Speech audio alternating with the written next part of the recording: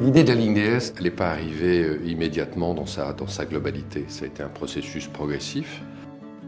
D'une façon claire pour nous, il fallait continuer à monter en gamme. Le concept a été de partir de notre gamme principale et de voir comment, en partageant un maximum de composants, on pouvait aller dans le territoire du premium, mais en apportant une réponse différente.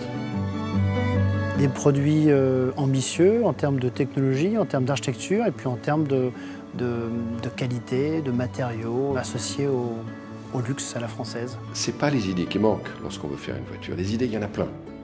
La vraie difficulté, c'est de les sélectionner, de choisir celle que l'on veut faire aboutir et de renoncer à toutes les autres. Citroën, c'est la surprise, Citroën, c'est la joie de vivre, Citroën, c'est rebattre les cartes pour proposer des solutions que personne n'aurait imaginées. L'audace est complètement au cœur des valeurs de Citroën, de son histoire, de ses gènes.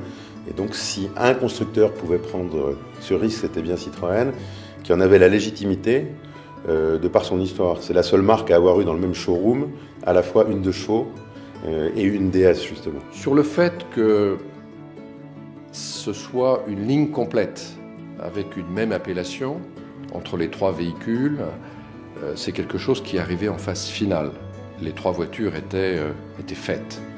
Et on se posait la question de savoir si chaque voiture devait avoir un nom spécifique ou si nous devions avoir un nom commun pour les trois voitures. Je crois que le monde entier connaît la DS, la voiture que ça a été, qui était une véritable révolution dans le paysage automobile. Ces deux lettres, DS, en plus d'être associé à l'imaginaire extraordinaire de la DS de 55, il sonnait vraiment comme un produit haut de gamme. C'est un nom qui nous appartenait. Il était juste parfait pour porter cette ligne de produits ambitieux, haut en gamme et magique.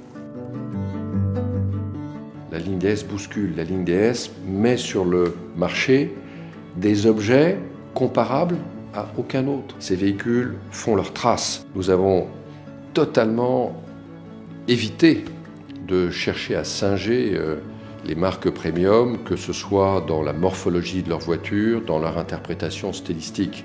On est dans une création unique, spécifique à la marque Citroën. C'est bien tout l'enjeu de la ligne DS que de tirer la marque Citroën vers le haut. Ça veut dire être encore plus exigeant en termes de qualité, être encore plus exigeant en termes de qualité perçue et en termes de performance et d'équipement. C'est une autre approche qui nous oblige à voir les choses un peu différemment. Ça amène de la valeur et ça accélère d'une certaine manière l'image de la marque Citroën dans le monde. La ligne DS a une vocation mondiale, donc il y aura d'autres DS après la DS5. C'est la troisième de la série, mais ce n'est pas la dernière. Je souhaite à tout homme ou à toute femme qui travaille dans l'automobile de pouvoir vivre une chose pareille. Créer une ligne de produits, partir de zéro, avoir, pas carte blanche, mais presque, pour créer, pour innover, pour se placer là où on ne nous attend pas.